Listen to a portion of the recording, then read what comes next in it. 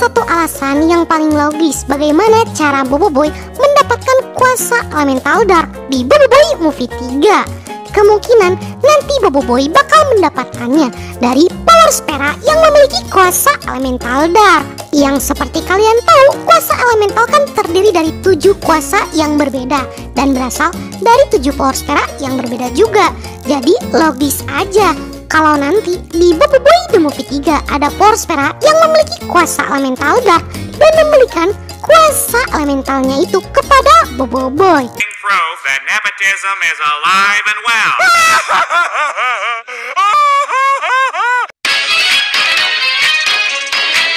Hai teman-teman, apa kabar kalian semua? Semoga kalian selalu baik-baik saja. Balik lagi dengan Nit yang seperti biasa akan menjawab pertanyaan kalian hasil dari hashtag Nit Tanya Dong. Tapi sebelum itu, bagi kalian yang belum klik tombol subscribe, klik dulu tombol subscribe-nya dan bunyikan tombol lonceng notifikasinya. Langsung saja kita mulai. Let's check this out. Nyong. Pertanyaan yang pertama dari Seni Lego. Hashtag ditanya dong, kenapa topi Boboiboy Beliung tidak berevolusi? Kalau misalkan topi Boboiboy Beliung berevolusi, pasti akan lebih keren lagi. Kalau untuk masalah ini, mungkin ini adalah konsep baru dari Monsta. Jadi ketika Boboiboy masuk ke tahap ketiga, Boboiboy nggak akan pakai topi. Itu karena bisa dilihat kalau pada saat Boboiboy masuk ke tahap ketiga, rambutnya pun ikut berubah warna seperti yang terjadi pada Boboiboy Beliung. Memang sih pada saat itu topi Boboiboy Taufan itu terlempar. Namun untuk kasus ini, baju dari Boboiboy Taufan juga kan sebelumnya adalah armor, tapi ketika masuk ke Boboiboy Beliung langsung otomatis menyesuaikan menjadi kostum Boboiboy Beliung. Jadi bisa saja untuk konsep elemental tahap ketiga itu, ketika Boboiboy berubah ke tahap ketiga, topinya mungkin akan otomatis menghilang. Pertanyaan berikutnya dari Arman Ainun. Hashtag ditanya dong, apakah kuasa daun itu sebenarnya kuasa elemen plant atau tumbuh? Apakah bisa ngeluarin kayu bukan cuman daun dan akarnya doang? Ya sebenarnya sih kuasa elemental daun itu memang kuasa elemen tumbuhan.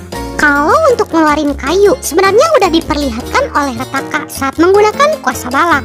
Ia mempunyai palu yang terbuat dari kayu yang pada saat itu sempat dihantamkan kepada Hangkasa. Pertanyaan berikutnya dari Urlot. Hashtag ditanya dong, saat Boboiboy melawan Borarakan, Boboiboynya pakai elemental es atau ice, kan tanah di sekitarnya jadi beku sampai ke arah Ochobot. Tapi kenapa pas dilihat dari arah lain tanahnya jadi normal lagi? Kan aneh. Jadi bisa saja itu misediting yang terjadi pada saat proses pembuatan dan luput dari proses pengawasan. Memang kalau dijelasin secara harfiah emang agak aneh, cuman kita berpikir positif aja karena sebelumnya Boboiboy Blaze bertarung dengan Borara. Mungkin tanah di sekitar itu sudah menjadi panas dan ketika Boboiboy Ice membekukannya, ya mungkin esnya tuh mencair, efek dari pertarungan Boboiboy Blaze sebelumnya. Pertanyaan berikutnya dari Trimaya. Hashtag ditanya dong, Kak Nit, apakah Boboiboy sudah fusion bisa fusion lagi? Asalkan fusion yang difusionkannya lagi itu bukan fusion yang sudah dipakai. Contoh, sudah ada Boboiboy Frostfire. Kalau Boboiboy mau fusion lagi dengan elemental yang lain, bisa saja. Contohnya Boboiboy Sori ataupun Boboiboy Gentar. Asalkan tidak ada hubungannya dengan elemental Blaze atau Ice.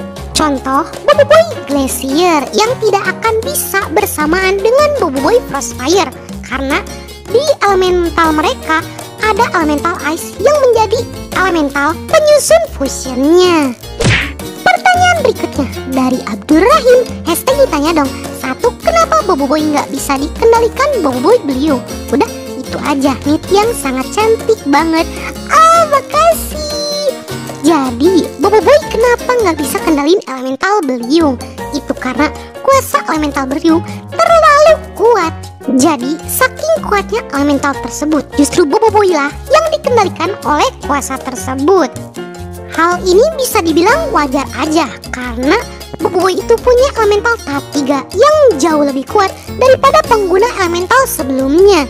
Jadi itulah yang menyebabkan Boboiboy sulit untuk mengendalikan kuasa elemental tahap 3-nya. Pertanyaan berikutnya dari Leni Pertiwi. Hashtag ditanya dong, Kak Nit, memang kuasa Boboiboy daun itu dari Pasubot iya? Tolong dijawab ya Kak Nit yang lucu dan cantik. Makasih. Kalau menurut Nit ya, itu 50-50. Soalnya Nit juga nggak bisa mastiin kalau kuasa elemental daun adalah kuasa yang berasal dari Pasubot. Tapi kalau kita lihat-lihat, kemampuan mereka itu mirip-mirip karena sama-sama bisa menumbuhkan tumbuhan. Cuman bedanya kalau Pasubot tuh bisa menumbuhkan tumbuhan secara instan dalam hitungan detik. Tapi ada hal yang membuat mereka itu sama juga. Contohnya pada saat di planet Kadroax, Pasubot bisa menciptakan atau menumbuhkan spesies tumbuhan yang bernama tumbusor.